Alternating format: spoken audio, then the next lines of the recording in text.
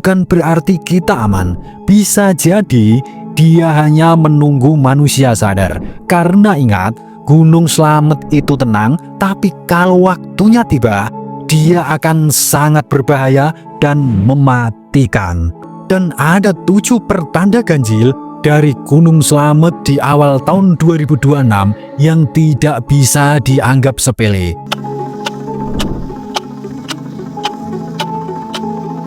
Assalamualaikum warahmatullahi wabarakatuh. Salam waras-waras wae. Pernahkah panjenengan semua berpikir bahwa gunung yang terlihat paling tenang justru menyimpan murka paling mematikan? Awal tahun 2026, Gunung Slamet kembali mengingatkan manusia pada satu kebenaran yang sering kita lupakan. Alam tidak pernah bercanda dan leluhur tidak pernah benar-benar diam. Banjir bandang turun seperti amarah yang dilepaskan sekaligus. Lumpur, kayu gelondongan, batu besar dan tanah menghantam permukiman. Di Pemalang, 1 orang meninggal dunia, puluhan luka-luka, ratusan mengungsi. Di Purbalingga, lebih dari 500 warga terpaksa meninggalkan rumah. Jembatan Kalibambangan putus, dusun-dusun terisolasi. Di Tegal, kawasan wisata Guci porak-poranda, Panjuran 13 rusak. Pantai Larangan dipenuhi ribuan batang kayu dari gunung. Di Brebes, jejak kehancuran menyusul. Dan di puncak sana, Gunung Slamet tetap berdiri tenang, diam, seolah tidak terjadi apa-apa. Namun justru disitulah masalahnya, karena leluhur Jawa sejak dulu sudah berpesan, sing meneng kuwi dudu ateges ora ono opo-opo. Yang diam itu bukan berarti tidak terjadi apa-apa. Sebelum kita bedah lebih mendalam, silahkan tulis doa dan harapan panjenengan semua di kolom komentar. Dan bagi sedulurku yang muslim, jangan lupa tulis sholawat. Atas berkat rahmat Allah Subhanahu wa Ta'ala, doa-doa kita semua terkabul. Beberapa hari setelah bencana, para pemantau melihat sesuatu yang tidak biasa. Dari kawah Slamet keluar rembusan asap putih hingga ke labu, kadang tipis, kadang tebal. Tingginya bisa mencapai 50-200 meter. Di perut bumi, alat pencatat gempa menunjukkan sesuatu yang lebih mengkhawatirkan. Tremor yang terus-menerus, gempa yang low frekuensi, dan gempa hembusan yang tiada henti. Semua itu adalah tanda ada pergerakan fluida dan magma dangkal. Tapi bagi masyarakat Jawa, ini bukan sekedar urusan geologi. Ini adalah isyarat, sebuah pertanda.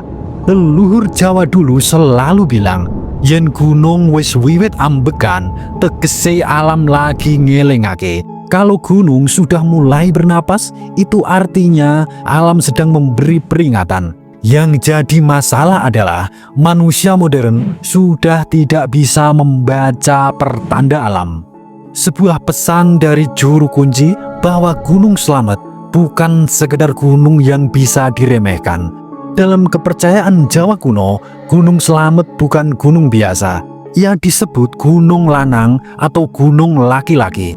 Tegak, keras, tidak banyak bicara, tapi kalau marah sekali saja cukup untuk mengubah segalanya. Ada sebuah mitos turun-temurun bahwa Ki Semar pernah memotong puncaknya. Ada kisah Syekh Maulana Maghribi yang mengganti nama Gunung Gora menjadi Slamet. Ada kepercayaan bahwa gunung ini adalah pusat spiritual tanah Jawa bagian barat.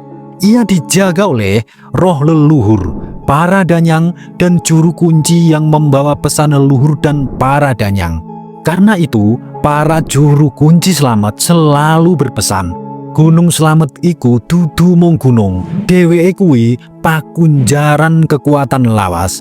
Gunung Slamet itu bukan sekedar gunung, ia adalah kunci kekuatan tua. Dan ada 7 pertanda ganjil dari Gunung Slamet di awal tahun 2026 yang tidak bisa dianggap sepele. Tanda yang pertama, banjir bandang yang turun seperti amarah besar. Banjir bandang bukan sekedar hujan biasa. Ia adalah air yang membawa dendam gunung, kayu-kayu gelondongan dari atas, tanah, lumpur, dan batu besar yang turun bersamaan. Ini adalah tanda klasik dalam kepercayaan Jawa. Yen alas wis dibuka kanthi serakah, gunung bakal njaluk bali kanthi peksa. Kalau hutan dibuka dengan rakus, gunung akan minta kembali dengan paksa. Dan kita semua tahu apa yang terjadi di lereng Slamet selama beberapa tahun terakhir. Pembalakan, pembukaan lahan baru, wisata yang dipaksakan, jalur-jalur air, dan sampah para pendaki.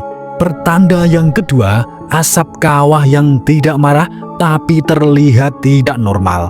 Asap kawah Slamet tidak meledak, tidak menggelegar, dan tidak bikin geger. Tapi justru itu yang ditakuti oleh para leluhur dulu. Gunung sing nesune ora rame, kuwi biasane nesune suwe lan jero. Gunung yang marahnya tidak ribut, biasanya marahnya lama dan dalam. Asap putih dan kelabu naik turun seperti napas makhluk tua yang sedang menahan sesuatu yang dahsyat. Tanda yang ketiga, gempa Gunung Slamet yang tidak berisik tapi terus-menerus. Munculnya tremor kecil, low frekuensi, dan getaran halus.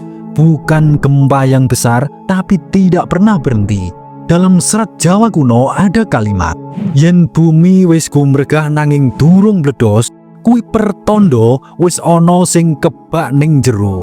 Kalau bumi sudah bergerak tapi belum meledak, itu adalah tanda ada yang sudah penuh di dalam bumi. Tanda yang keempat, hilangnya manusia di waktu yang berdekatan. Awal 2026, dua kabar hilangnya manusia dari lereng Slamet menggetarkan kita semua. Yang pertama, Syafiq Ridan Ali Razan, pendaki asal Magelang, hilang sejak 27 Desember 2025.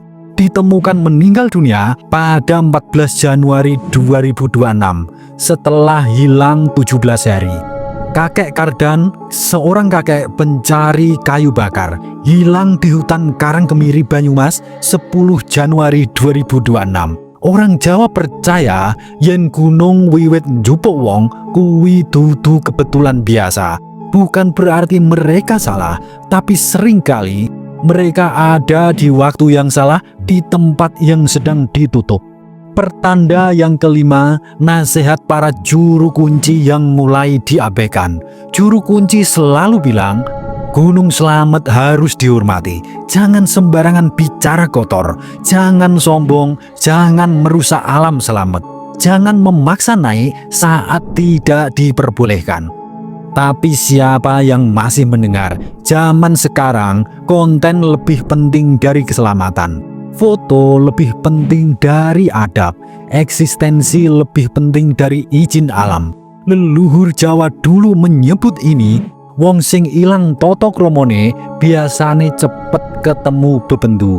Orang yang sudah kehilangan tata krama biasanya cepat bertemu bencana. Pertanda keenam yang bikin merinding, rusaknya tempat-tempat sakral.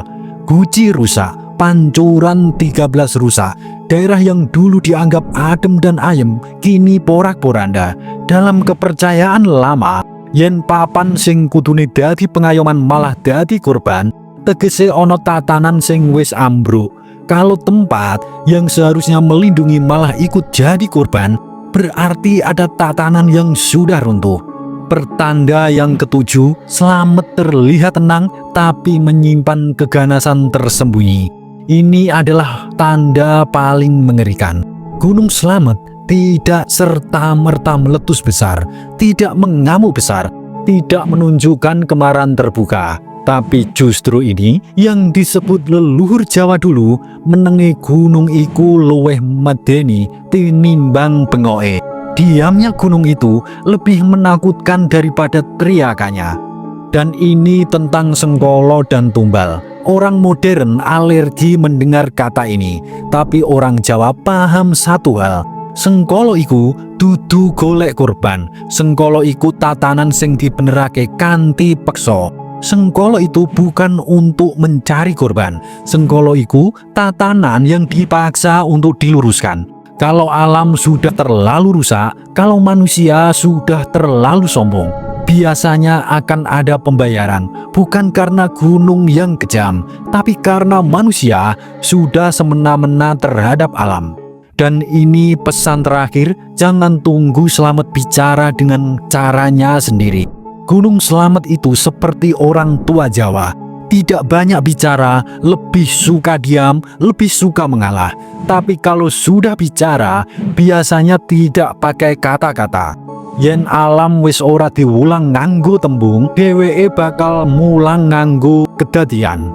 Kalau hari ini Gunung Slamet masih berdiri dengan tenang, kalau hari ini ia masih memaafkan, bukan berarti kita aman. Bisa jadi dia hanya menunggu manusia sadar. Karena ingat, Gunung Slamet itu tenang, tapi kalau waktunya tiba, dia akan sangat berbahaya dan mematikan. Suradiraja ningrat lebur dening pangastuti. Wassalamualaikum warahmatullahi wabarakatuh.